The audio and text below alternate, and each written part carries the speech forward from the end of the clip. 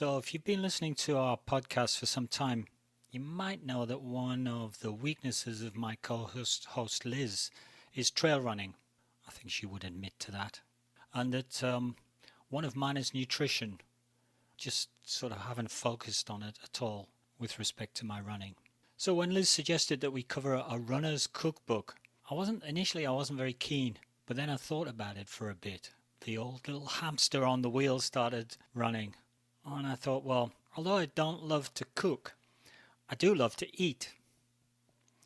And this discussion on the cookbook might help me to fill in a bit of my nutritional blind spots.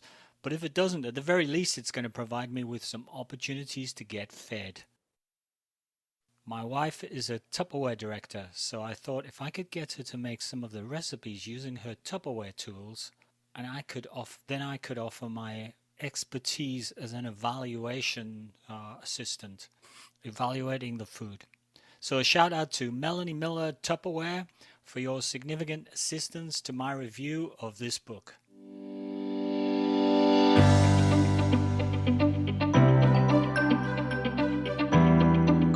Hi and welcome to the Running Book Reviews podcast, where we review running books to help you decide if you'd like to read the book for yourself, and in this case, eat the food for yourself. We also hope that listening to us chat about running can help you be motivated about your own running, and maybe inspire you to try something different or push your boundaries a little bit with your running. My name's Alan, and with my co-host Liz, we're going to talk to you today about our experience with a different kind of book for runners. It's a recipe book put together by Runner's World called Meals on the Run, 150 energy-packed recipes in 30 minutes or less.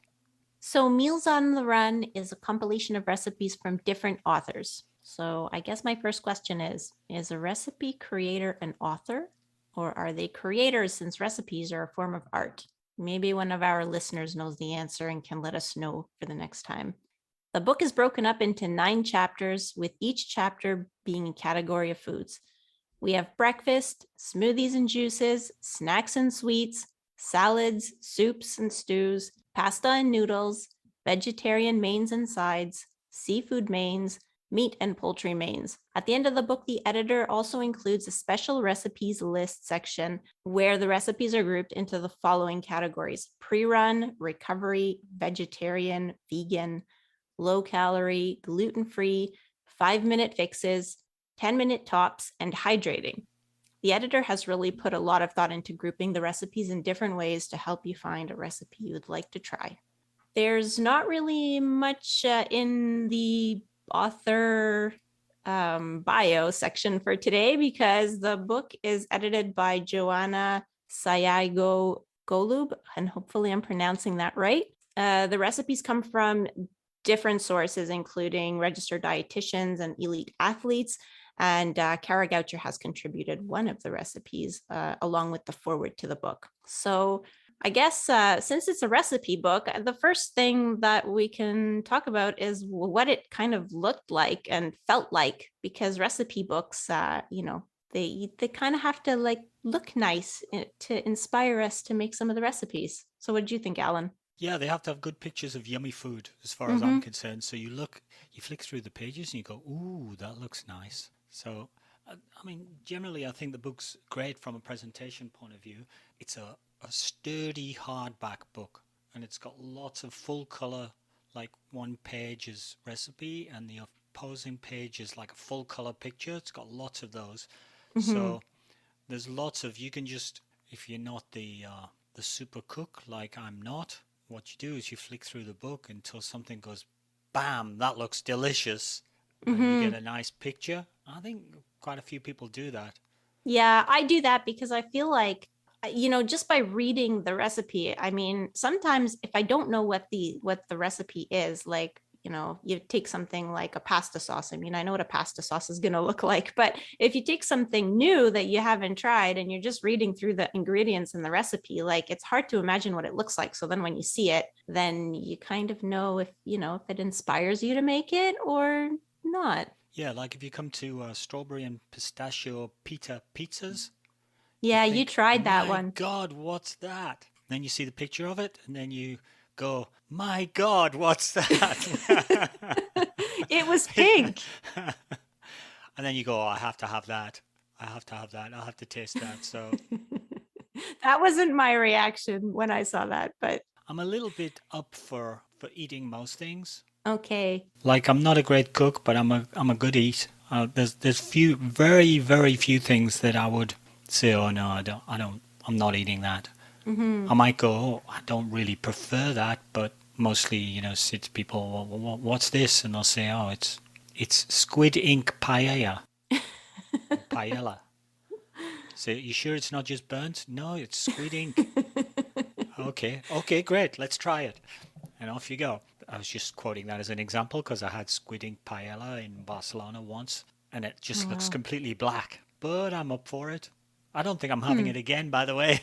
It wasn't that Yeah. great, but yeah, I'm up for most things. So, but I'm not a great cooking participant. I don't mind cooking, but I don't like doing it. Okay. And if I can persuade somebody else to cook, I'm an appreciative spectator and I'm appreciative participator afterwards. I would say that I'm like kind of in the middle. Like I don't mind cooking. Like I kind of like it, but I like to succeed in it. And that like makes me want to do it more. So, so I tend to kind of, make same few things that I know I'm going to succeed at, like spaghetti sauce and things What like do you mean that. succeed at?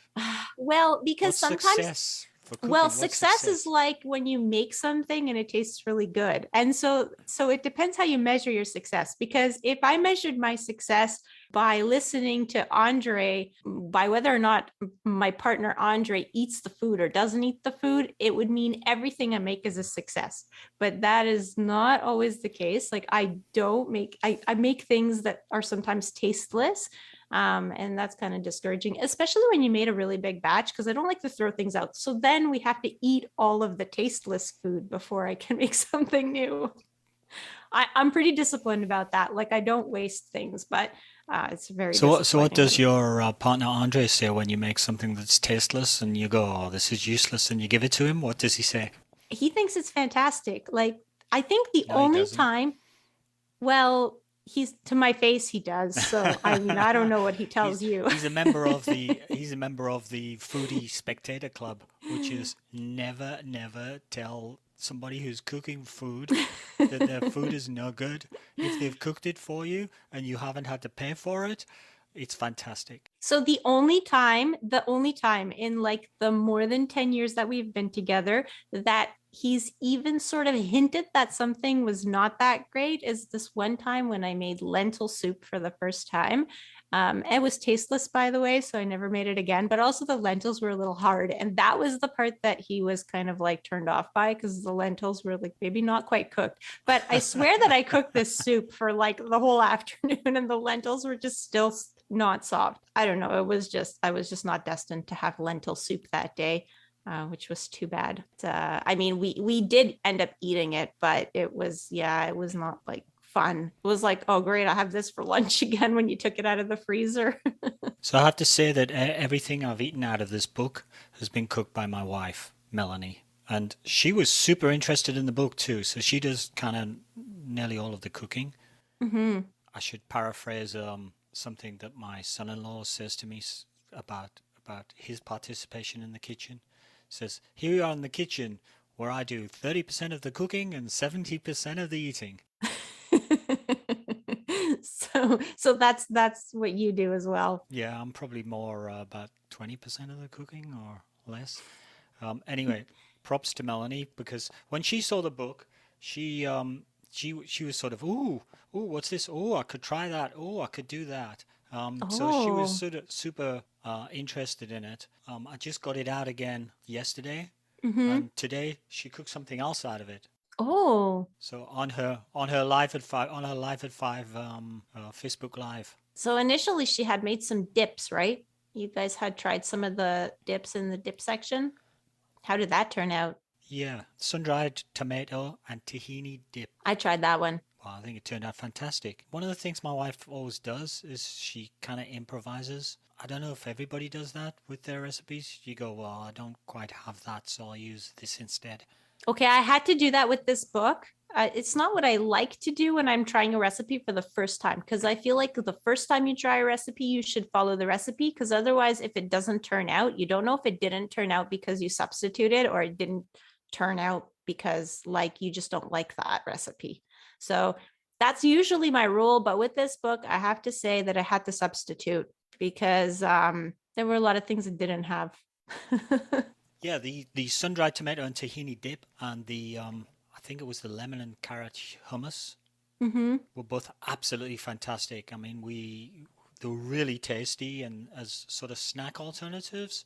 Mm-hmm. Instead of having a snack, have that or as a pre-meal or between meals or elevenses or what did the hobbits say? Second breakfast or any of those sorts of things. They're absolutely excellent. Yeah, I tried that sun-dried tomato and tahini dip, Did you like but it?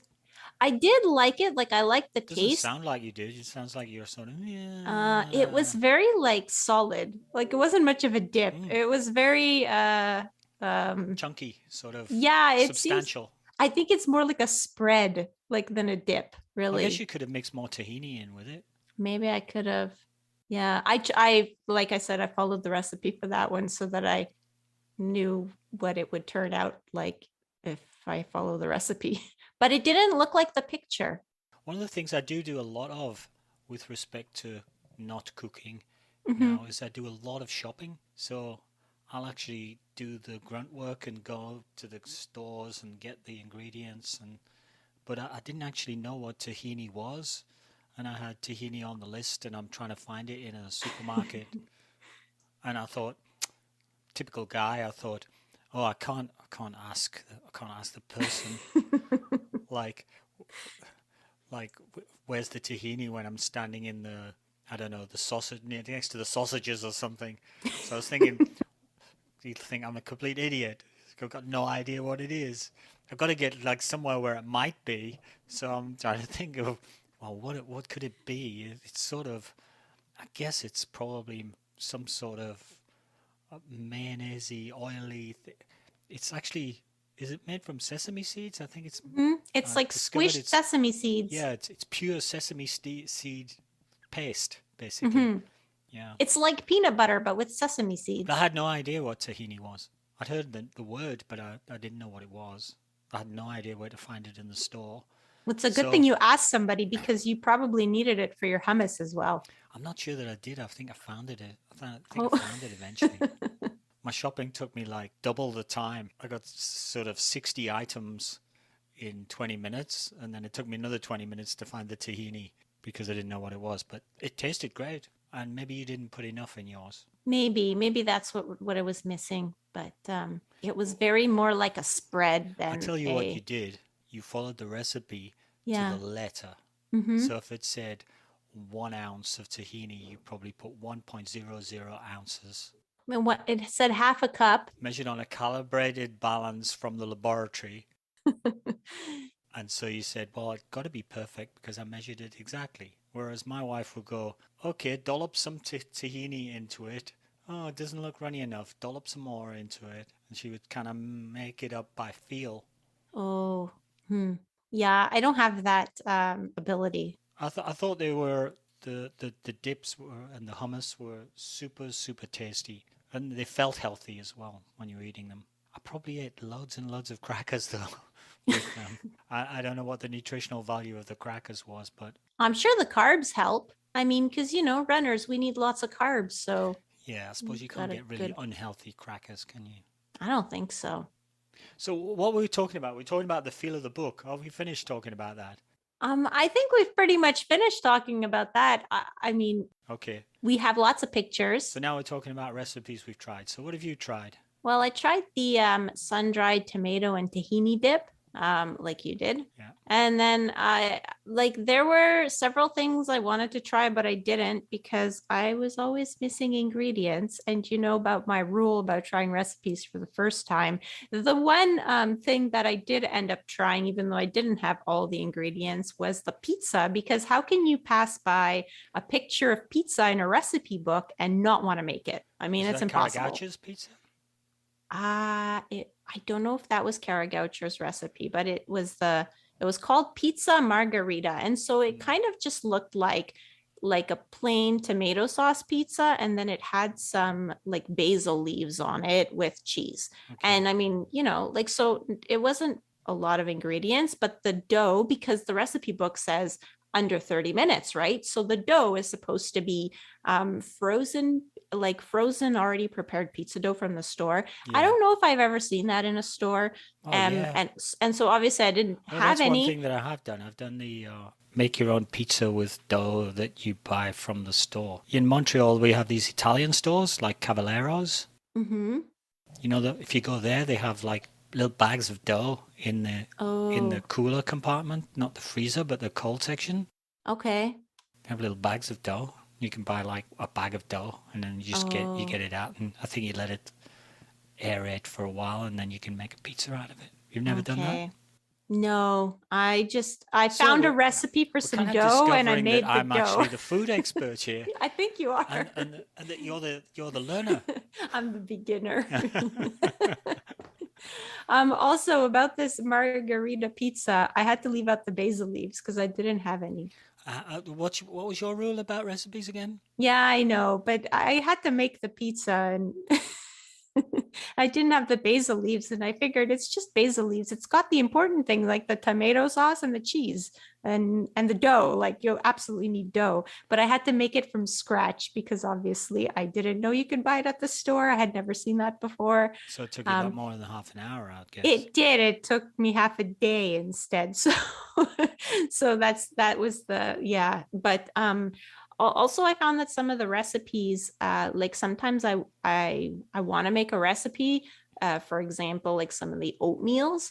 And then, usually I'll think of it like the morning of the long run. It's like, oh, I should have oatmeal before the long run. And Yeah. oh, this looks really good. It's like blueberry cream oatmeal, looks fantastic in the picture. And then you look at the recipe, but it's steel cut oats and they have to be soaked overnight. And now I'm Yeah. already like an hour and a half before the run. So that's not going to happen. So I've had a lot of kind of things like that where like the recipe is under 30 minutes, but you can't think of it 30 minutes before you want to eat it. You actually have to like plan these Yeah, you recipes, do some two of weeks them. of planning and then it happens in 30 minutes. Yeah, steel cut oats. I mean, I just add water and stick them in the microwave. Oh, okay. Yeah, I don't know. I've cooked them on the stovetop, but they usually take they take longer than those the regular oats. I just add 1 pot oats, 3 pots water into the microwave. Usually I give them Hmm. 2.5 minutes to begin with and then examine them depending on how well cut they are or how cold the water was that went in. There'll be different consistencies. So sometimes they get put back in for another 30, 40, 50 seconds. And then I leave them to stand, usually covered. And in like 5 minutes, they're ready to go. Oh, okay. Well, I guess I'm an oats amateur. I'm not like an oats expert like you. No, that's probably the amateur approach. Probably the soaking is probably much better for them, I would imagine. Or they're more consistent. Probably you get more creamy oatmeal. Probably you do. Yeah. Yeah. Yeah, but anyway, so haven't tried. There's another oatmeal. It's called pumpkin chai oatmeal. It looks so Oh, good, that and looks sounds interesting. I think like it's something that I think I would really like. But then the problem is, canned pumpkin. I think I only see that at the store at Christmas or Thanksgiving, and we're neither of those seasons right now, so I don't know if I could find pumpkin at the store. I'm just talking about like without doing a detour to like all the stores in Montreal Yeah, without because having to go to the specialty stores. yeah, because I really wanted to make there's So these why don't you energy. do pumpkin chai oatmeal with no pumpkin? You could even rename it. You could call it chai oatmeal. I don't know if it would be as good without the pumpkin. Yeah, it's missing a fruit or vegetable. I'm not really sure if pumpkin's a vegetable, I guess. Why don't you just buy a pumpkin and use fresh pumpkin? Because you can't really buy those unless it's Halloween, not around here. I haven't seen any pumpkins in the store. I mean, maybe I could replace it with a squash that looks like a pumpkin. But yeah, I had the same problem with the energy ball recipe that I wanted to make. I really wanted to make this energy ball recipe, and I really, really wanted it to have the dry tart cherries because, like, at the beginning of the book, there's this nice section about like the runner's kitchen, and dry tart cherries are supposed to be good for inflammation and things. Yeah. So I really wanted them to have that. And like I went to like 3 stores. Well, Costco didn't have dry tart cherries, and they have dried blueberries. So I was kind of surprised that they wouldn't have dry tart cherries. Walmart didn't have, well, yeah, Walmart didn't have them. And I went to like a Maxi or a Metro, which is kind of like a regular grocery store around here. And they didn't have it either. The closest thing I found was at Walmart. It was like Montmorency cherries. I don't even know if that's the same thing, but I bought a bag of those, but I haven't tried the recipe yet. Go for it. I mean, you'll get a different flavor maybe and a different outcome, but it'll still be good. Yeah, I guess so.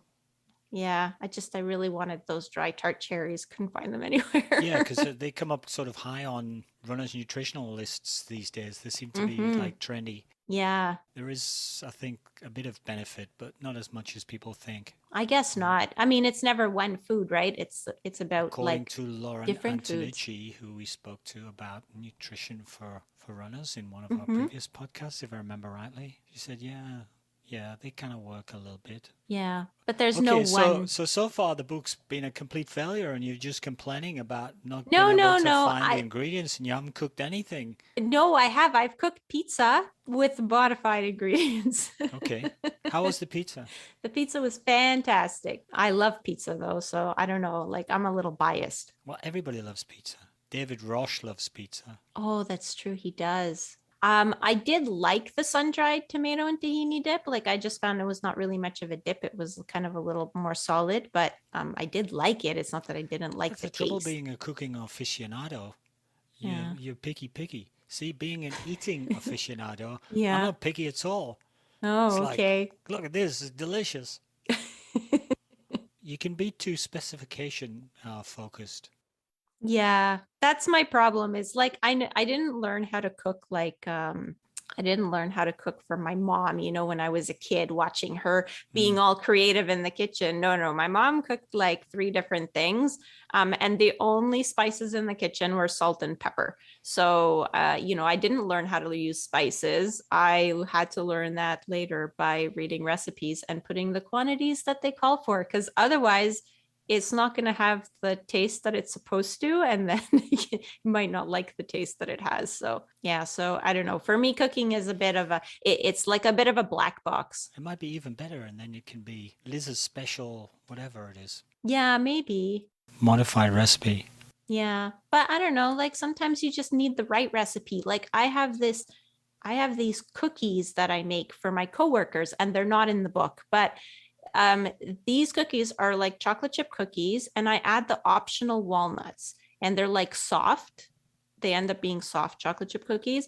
And these cookies, every time there's a potluck, they don't want me to bring anything else. Like they forbid me from trying new recipes because they want these cookies. And Because like, they're so good.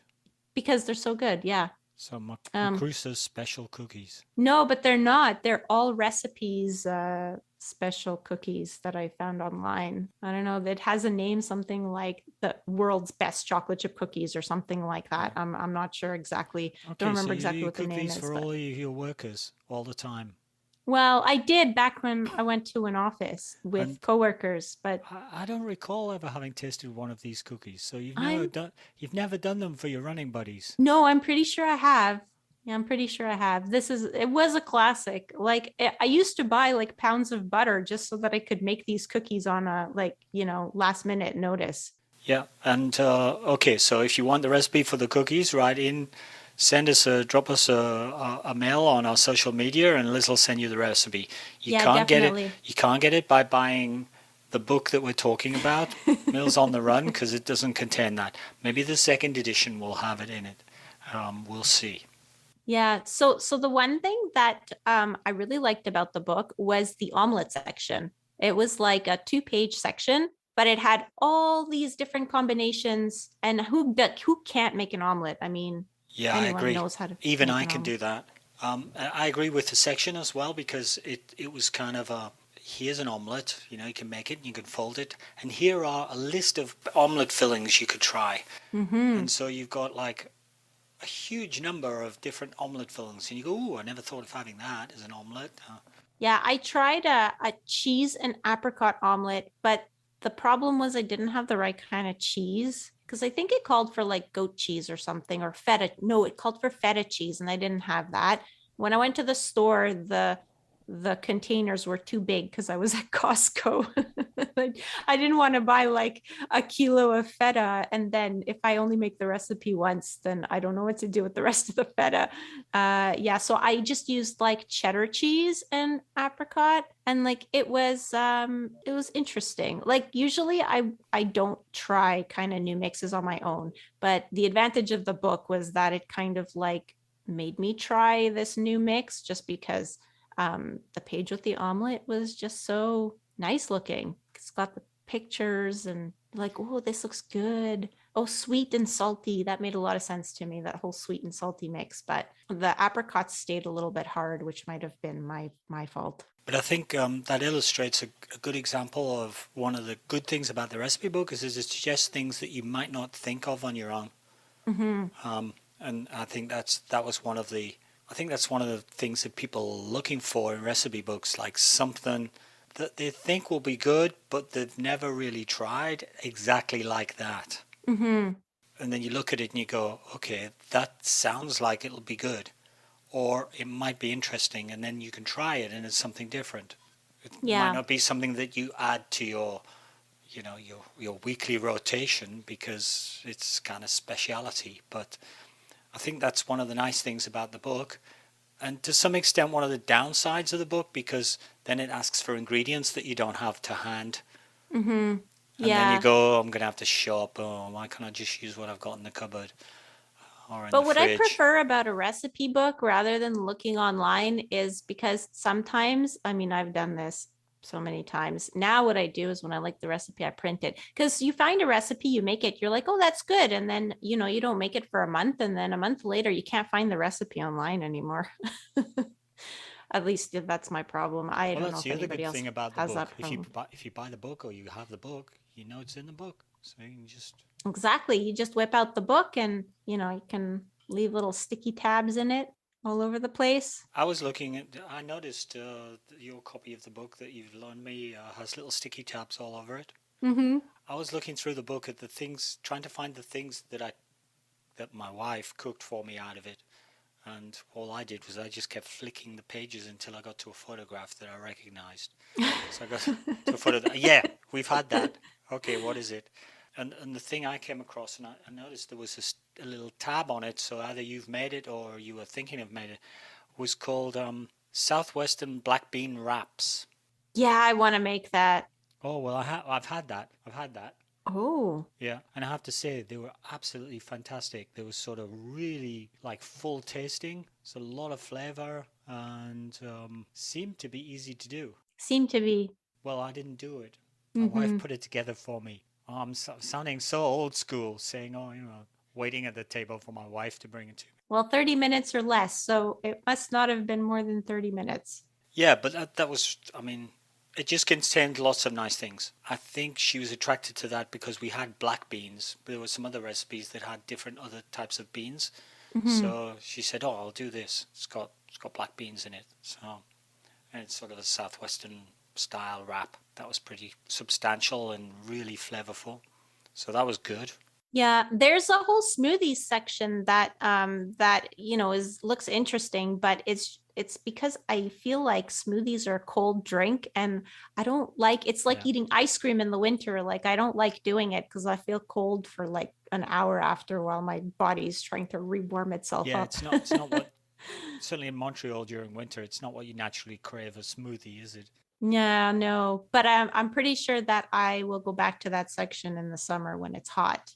And there are plenty of them and different drinks as well. And so if you're looking for, a twist on something or something interesting, it gives you good ideas from that point of view. The other sort of quite sort of strange, unusual thing that we had was the strawberry and pistachio pita pizza. It's Yeah. sort of a pita bread, which is sort of works with a pizza Mm-hmm. style, and then there's sort of a strawberry spread on it, some sort of strawberry. It sort of makes the pita all red, and then there's pistachio nuts on it.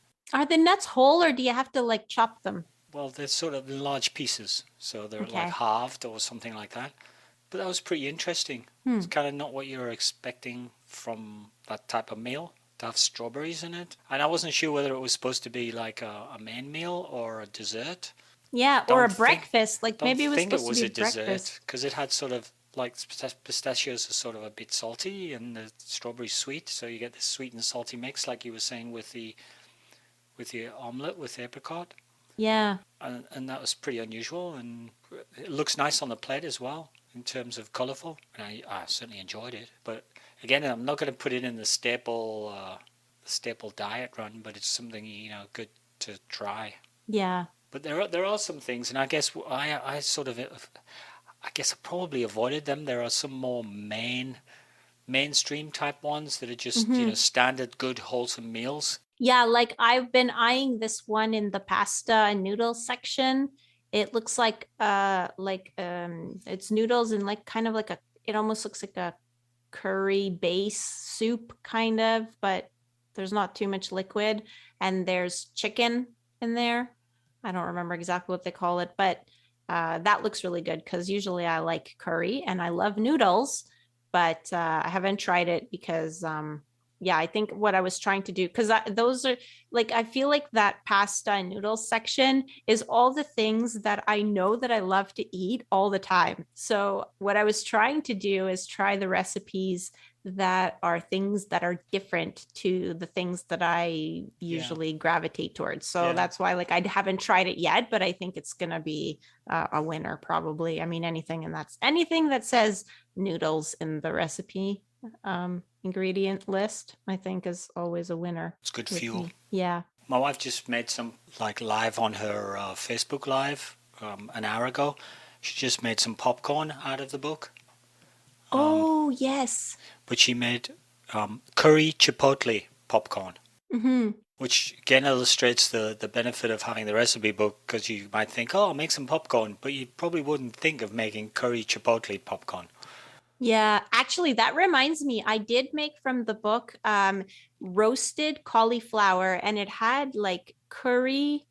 It had curry in the ingredients. It was like you cover it with a bit of oil, and then there's some salt and curry and some other ingredients that I can't remember right off the top of my head. And I bought cauliflower just specifically for that because it's something that usually I never buy. And ever since I made that recipe, like every time I see cauliflower at the store, I buy one because it was so good. So now this book has incorporated cauliflower into my diet. Oh, that's good. Yeah. Cauliflower's not something that you have in your rotation normally. Not really, no. Yeah, we have cauliflower on a regular basis. Cauliflower and broccoli are some of our staples. Yeah, broccoli, yes, but cauliflower, no. I don't know. Like, I guess we just never bought it, so never made it. But this roasted cauliflower, and now that I have an air fryer, it actually makes the whole process like super easy because you don't even have to wash one of those big those big cookie sheets anymore, because you've just put it in the air fryer, which I guess is something that you're looking at me like, what is an air fryer? What's I know what an air fryer is. My daughter has one. Oh, that's true. She cooked me some salmon at the weekend in it. Yeah, it's fantastic. Easy to clean. Salmon with honey and sriracha glaze was absolutely delicious. And it's not in the book.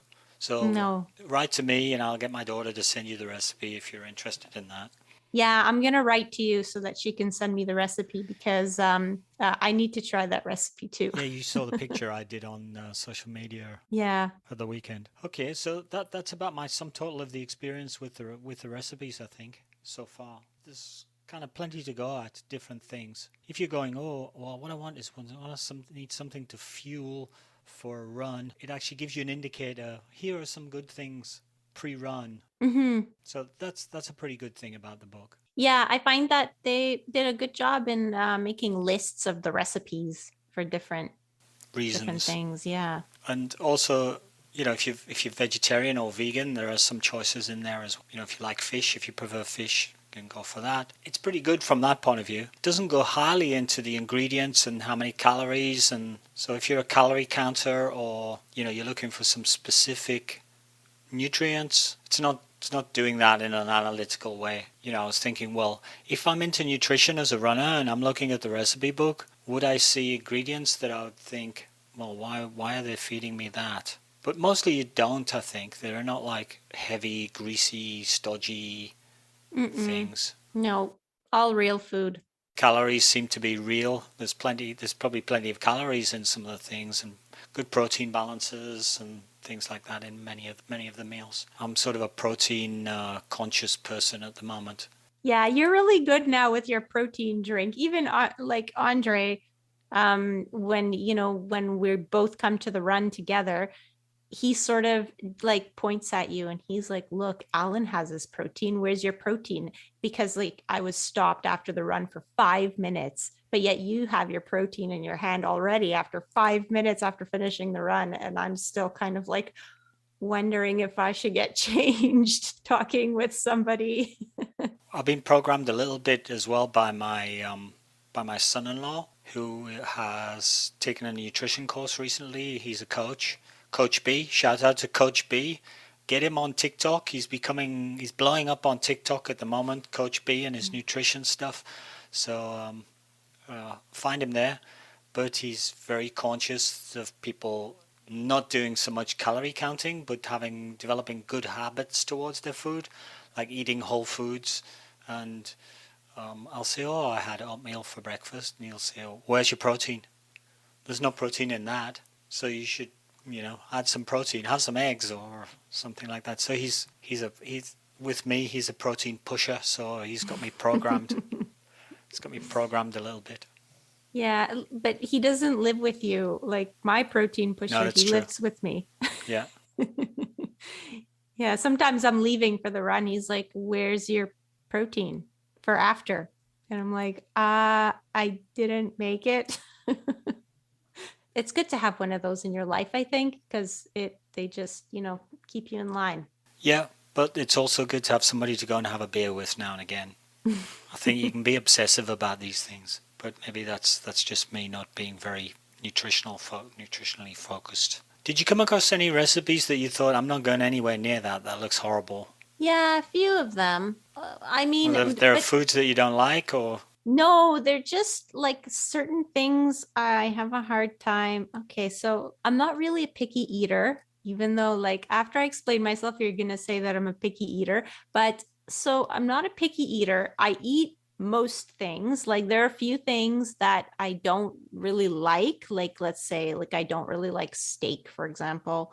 I don't like a spice called caraway seeds. Like, I really don't like them. And yeah, so there's a few things I don't really like. Then there's sort of like certain mixes that I can't imagine mixing together. And I know that like it mixes together in my stomach, but like I just on the way in like them to be separate on my plate. so so when I came across some of the recipes, like for example, your strawberry pistachio pizza, like I love strawberries, love pistachios, love pizza, but like separate. So that was one recipe I was like, I don't think I'm gonna try that. oh, you missed out. It was good. Yeah, I'm happy you tried it, so you could tell me all about it. Mostly, I would look at it and go, "Oh, that looks good," Hmm. you know, or that's not a combination of foods that I would have thought of, but it might be fun to try. I'm mostly into that. I used to be really, really picky with my food when I was a kid, and my parents used to make me eat everything. And either I grew out of it or I was forced out of it by my parents. I'm not sure which, but I'll sort of eat mostly anything, that's food. Mm-hmm. At least try it. So, all the recipes, I would say there's probably nothing that I wouldn't try. You look at scallops or something like that, and you look at their picture of it, and you go, "Wow, that looks nice." Yeah. Yeah. Yeah. It's Probably I wouldn't because know how to go and shop for scallops, for good scallops, but and that's probably why I wouldn't have it, because I don't know how to buy nice ones. But for me, it's also because I'm going to be the one cooking the recipe. So if I'm not really excited about it, then why would I put in all that effort to cook it? I guess like you could say, well, to have the combination of foods, like so that you add different things to your diet. Because let's say in your strawberry and pistachio pizza, well, there's pistachios, which is a type of nut that I don't really eat often, and strawberry as well. I eat them very seasonally. So, if I had made that strawberry pistachio pizza, it means I would have had two things added to my diet that day that I don't eat a lot of. And, variety is always supposed to be good for you. Yeah, I mean, that's true. But as you say, if you're not turned on by it, it's hard to get motivated. I should have invited you around. There wasn't enough. There wasn't enough for 3 people. It's only enough for me and my wife. The things are all in kind of small quantities. So if you have a family, you might need to double those recipes or triple Yeah, or some of the quadruple. some some of the recipes are for 4, but I think that's probably the maximum, unless it's a sauce, that you can add to something. Mm-hmm. There's still plenty of things to eat in the book that we probably haven't been through, so there's plenty to go out there. There are 150 recipes altogether, Mm-hmm. and they're all really healthy. There are soups as well. I didn't try any of the soups. I think my Yeah. wife might be interested in some of the soups. Okay. I'm going to have to keep your copy of the book for a while. That's okay. Get fed. And then you can tell me which ones were good and which ones I should try and make myself. Yeah, so I love the overall look and the feel of the book. Like it's a hardcover with thick, glossy pages and lots of photos, which I always love in a recipe book. I love that a lot of the contributors were RDs, so registered dietitians, because this means that they're not trying to push some kind of fad diet, just plain old good foods. And it has a good variety of recipes with something for everyone, including vegetarian or vegan options. Two things I will mention is the whole thing about the 30 minutes or less. A lot of the things do take less than 30 minutes to prepare, but it doesn't mean that you can decide to do it 30 minutes before you want to eat it. So you can't sort of say, "Oh, I've got 30 minutes. I'll open the book and cook myself something." So sometimes you can, but sometimes you can't. Like for my oatmeal that I wanted to make in the morning before going for a long run, and realizing that I had to pre-soak the steel cut oats. So there's things like that, or like the pizza that I made, but then I ended up making the dough as well, and it has to rise. So you have to kind of plan that in the morning. So things like that. But I mean, there are a lot of things that don't require like prepping or thinking. Like the whole list of omelets. If you have the filling ingredients, then I mean, you can make that right away. And the other thing that I found was that the ingredients that they use might not be staples in your kitchen and might not be easy to get where you live. So for me, that was the dry tart cherries and the canned pumpkin, which I know like there's a certain time of year where the canned pumpkin is all over the store. Like you walk in and there's a whole tower of canned pumpkin, but it's not right now. So maybe part of that whole I can't find the ingredients in Montreal thing is because like I'm a bit lazy. But I mean, the truth is like I am a bit lazy. So I want to just go to one grocery store and do my groceries. And for us, a lot of times that grocery store is Costco, which is not really known to have like a wide variety of like things, but they do have, I have always thought of myself as having a pretty well-stocked kitchen. I've got all the things that like they say are good for runners, like chia seeds and hemp hearts and things that your average non-runner might not have. Yeah, because they're like, what do you do with this? The kind of like we actually bought a bag of hemp hearts for Andre's parents the other day because they're high in omega-3s, and so we had to explain what to do with them because most people are like, what are hemp hearts? What do you do with them? Where do you put them? What are hemp hearts? They're like the seedy part of the hemp plant. You can eat them. They come in bags. Do you have to cook them? No, you don't. And they've got kind of like a nutty flavor. Like, I guess if whatever you do with chia seeds, you can do with hemp hearts because, well, like, except make like pudding because they don't get jelly in water like chia seeds do. They have kind of a nutty flavor, and you could put them in like yogurt. Can you put them in trail mix? Yeah, you could probably put them in trail mix. Yeah, or if you make homemade granola, that would probably be really good in that too. Here we go. Liz and Alan's trail mix. There we go. We should create our own recipe. We can be recipe authors or creators, whichever one of those two is right. What we do is we make the trail mix, then we run the 3 hour marathon, and then we say, look, you should all eat Liz and Alan's trail mix. Uh, yeah, Proven results. And hopefully it'll be that if we easy. don't make the 3 hour marathon, well, we just keep the recipe of the trail mix a secret. So I guess overall, like the book was great. It has lots of easy recipe options, and the dips section was really good because those are fun to make and fun to eat as well. That's it. That's it for me. Okay, my turn. Well, the book's really well presented. I think if you're a cookbook person and you're looking for recipe books and you want to have a nice book that has great recipes but really well presented and it's attractive, you look at the thing and you go, wow, yeah, I want to cook something out of that. I think this is a great book for you. It's a solid hardcover book. It's really colorful, has beautiful food pictures. It's well categorized, easy to follow, and nicely laid out. So it's a great book from that point of view. If you're a foodie or in terms of a cook or a runner or both, I think you'd find this a nice book to have. There are lots of recipes and something for everybody. So there are snack alternatives, drinks, vegan, we've said, fish, conventional meals, smoothies, and there's good food guidance regarding the type of food. Like there's advice regarding gluten-free or vegan, or run advice for example, pre-run or after the run.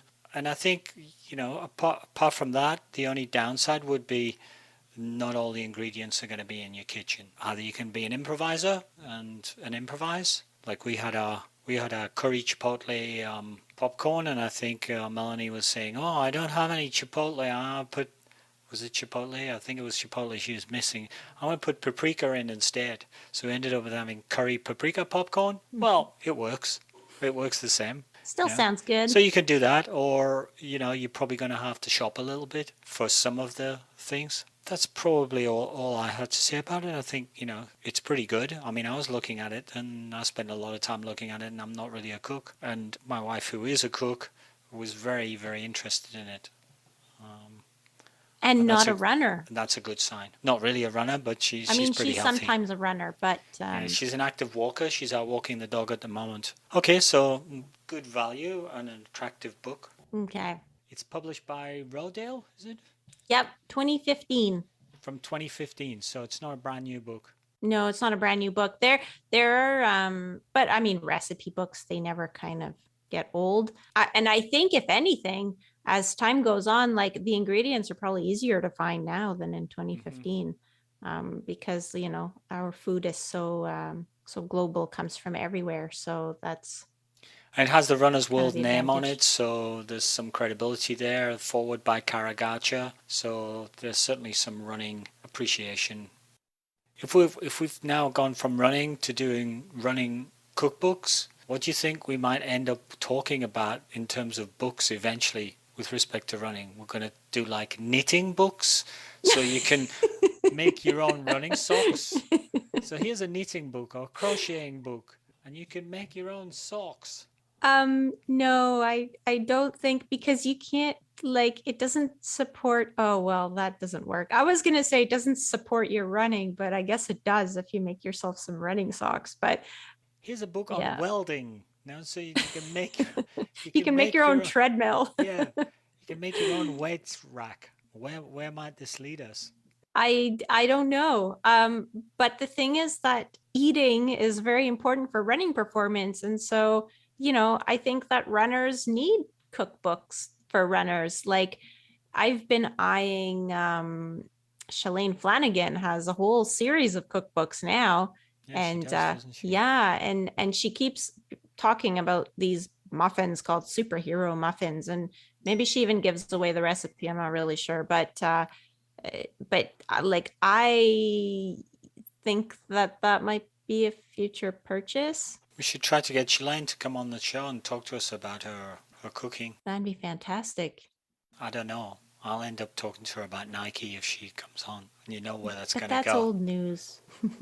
That'll be good. Yeah, there are a few other cookbooks out there. I mean, The advantage of runners making cookbooks is they have things in them like energy balls, like yeah. because those are things I mean, normal people don't eat those things, but for runners, they're Yeah. great because if you Sometimes do people like, are trying to avoid eating those kind of things. yeah, but I mean, if you're doing trail running, which, Yeah. okay, so that's one of the advantages of trail running is you don't have to eat all those gels because you can actually eat real food, but so you can, runners came up with that whole idea of packing dates and other ingredients all together, making them into balls and sticking them in a little baggie so that they could bring them on the run. I mean, that's a fantastic idea, but you won't find that in like The Joy of Cooking because that's like a more traditional cookbook. So You'd have to get I a think, runner orientated. yeah. And then runners will want to eat all these things like chia seeds and hemp hearts and different grains that nobody's ever heard of because, we know they're good for us and they Yeah. supply us carbs and good nutrients and magnesium and stuff. The Tara Humara Mexican tribe of super ultra runners, they eat a lot of chia. So that's why we need running specific recipe books is, so we can know what to do with these ingredients. Okay. That's my opinion. Time to outro. Thank you for listening to another episode of Running Book Reviews. Big thank you to Rodale Publisher for providing review copies of the book. If you would like to leave us feedback about how we can improve the podcast or want to suggest a book that you'd like for us to review in a future episode, please leave us a comment on social media. We are Running Book Reviews on Facebook and Instagram, and on Twitter, we are reviews_running. Please also follow us on social media to find out about new episodes when they're released, or you can just subscribe to the podcast on your favorite streaming platform. Bye for now.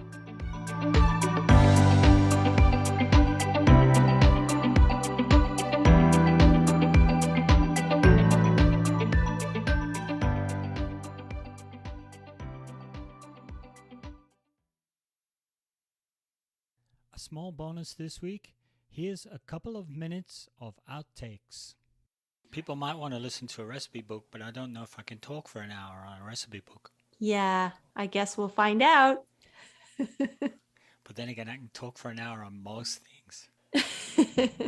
We could have a beer interlude or a soccer interlude. Yeah, but if people are listening to this while they're running, then that won't really be very good for their run. Then they'll just want to stop at the beer shop. It's not very good if they listen to it about food. They'll be going, "Oh, stop at the bagel store." That's where you always talk about on our run. You go, "Oh, there's a new bagel store. Oh, a new bagel place has opened up down there." Yeah. And secretly what you're saying is, "Alan, let's go to this bagel shop and have a bagel while we're running." It's because I'm trying to distract you guys because you always want to go for ice cream, but it's way too cold for ice cream. Like I know the ice cream is open, but it doesn't mean we should go there because we're going to like freeze while we're walking around with our ice cream cones in our running clothes. So bagels would be a top choice. Yeah, but ice cream's like marathon training. You've got to get used to the cold of the ice cream before ice cream weather comes, so that when warm ice cream weather comes, then you're ready for it. I don't know. That's a strange strategy, I think. Okay. I just press record, so we would record all this stupid chat just in case anything happens to pop out that's any good. Yeah, doesn't usually, but you never know. I know you really regretted not getting me when I was asking Simon about how to say Wycombe rye. Yeah, you come out with some gems occasionally. So that's pretty good. I guess I just while we're talking, I just remember at one stage we used to have so many things to eat at our running club, Phoenix, that Bill, you started referring to us as an eating club with a running problem, which I guess then puts, if our club's like other clubs, it puts food high on the agenda for most runners. I think so. Well, also runners have to eat so much of it to maintain their running that, it's like natural progression of things.